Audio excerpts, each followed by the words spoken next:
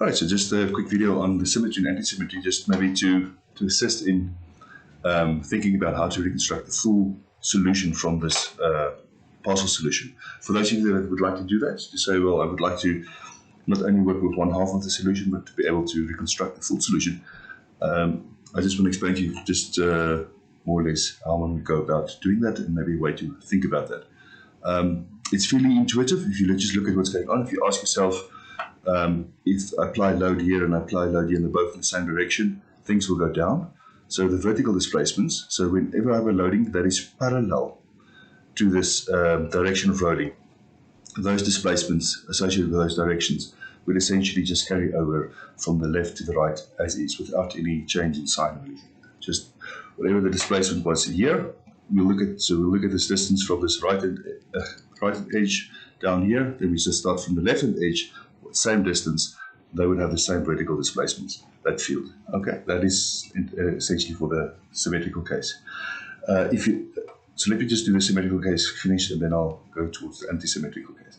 If I then essentially say this point here, if I have a load here, things will move here towards the left, but if I have things here, things will move towards the right. So whenever there's loading that is perpendicular to this sort of direction of the constraint, which the constraint is rolling up and down, and it's perpendicular, those displacements associated with that would then essentially mirror across with a negative. So whatever here was going to the left-hand side, now we'll go towards the right-hand side. And that's what the sign will do for you. So whatever the displacement field is in this inside, this displacement field would essentially be the negative of that. Okay, so that they sort of push towards the same place. And so if I want to push from the left and here from the right, I have to push in opposite directions when I push towards this, for instance. Just if you just think about and see what you do, what's going on here. So that's really just to summarize for the symmetry case.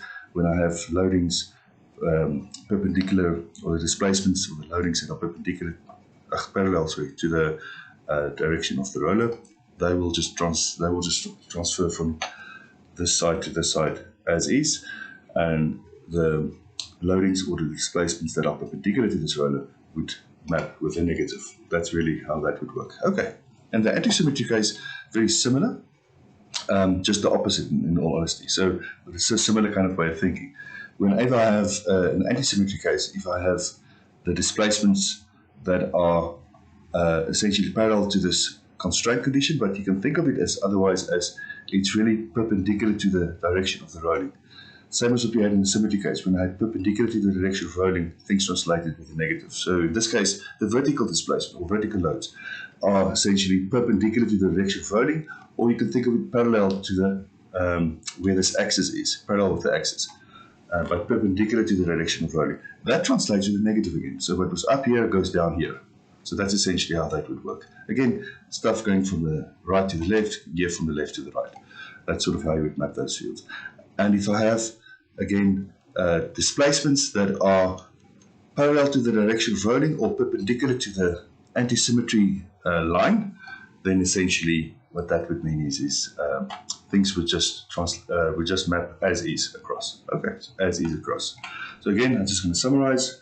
So there's two ways, if you want to think about it, is whether you are parallel to this symmetry axis, or if you want to think of it is whether you are essentially rolling with the direction, rolling along with the rollers, or whether you are essentially perpendicular to the axis, or whether you are perpendicular to the direction of rolling.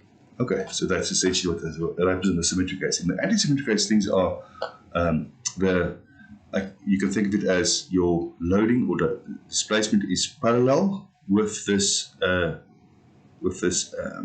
axis, or perpendicular to the direction of the rolling. So whenever you're perpendicular to the direction of rolling, it would have a negative mapping.